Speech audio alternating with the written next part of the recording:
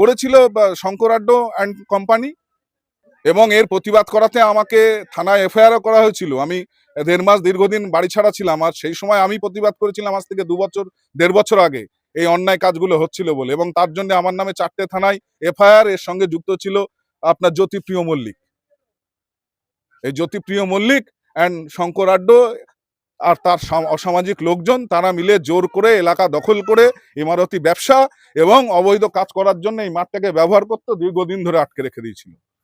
আজকে সেই মানুষ সবাই একত্রিত হতে একটা জোর পেয়েছে যে অসামাজিক লোকগুলো, রাহুগুলো এলাকা ছাড়া হয়েছে, আমরা আজকে কেটে আমাদের এলাকা নিজেদের দখলে নিচ্ছি। দীর্ঘদিন ধরে আমাদের এলাকার মানুষের অসুবিধা করে উন্নয়নের নাম করে এই মাঠটাকে ঘিরে রেখে দিয়েছিল জনৈক এক ব্যক্তি। আজকে সরকারের পরিবর্তনের পর এলাকার মানুষ সবাই একত্রিত হয়ে এই বেড়াতার মানে আটকে দেওয়া হয়েছিল, যেটা মানুষের যাতায়াতের অসুবিধা হতো, সেগুলো কেটে ফেলা হচ্ছে। এলাকার মানুষ কাটছে, একসাথে সবাই মিলে। আপনারা দেখতে পাচ্ছেন তো কত মানুষ দীর্ঘদিন ধরে আটকে রেখে দিয়েছিল।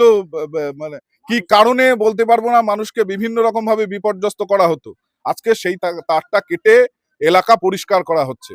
নিয়ে রাত বেলা টিউশনি পড়াতে যাওয়া যায় না, মাঠে একটু বৃষ্টি হলেই জল জমে যায়। তারপরে আমাদের পাড়াটার একটা ড্রেন নেই, উনার বাড়িতে দীর্ঘদিন ধরে যাওয়া হচ্ছে, উনি কোনো ব্যবস্থা নেয়নি আজ পর্যন্ত। শঙ্কর আড্ড উনার বাড়িতে আমাদের পাড়ার মহিলারা প্রত্যেকটা পিটিশন জমা দিয়েছে, সব করেছে, উনি আজ পর্যন্ত কোনো ব্যবস্থা নেয়নি, বরঞ্চ এই ক্ষতিটা এনি করেছে। দেখুন মাঠে, আপনারা তো আসলেন, আপনারা তো দেখলেন কি অবস্থা। আমাদের দরকার এখন মাঠটা আজকে আমাদের এইসব ভেঙে চুরে পরিষ্কার করছে যাতে রাস্তাটা ঠিক হয়।